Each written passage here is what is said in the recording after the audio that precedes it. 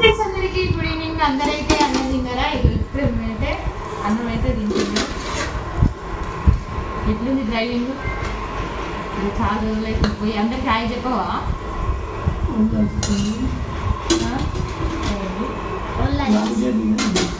Long journey. Okay friends, మరి ఇగో మేమైతే అన్నం అయితే తింటున్నాం. ఈరోజు అయితే మా స్పెషల్ వచ్చేసి అయితే ఇగో మీకు ఇష్టమైన కూర కదా ఇది, చేపలు టమాటాలు.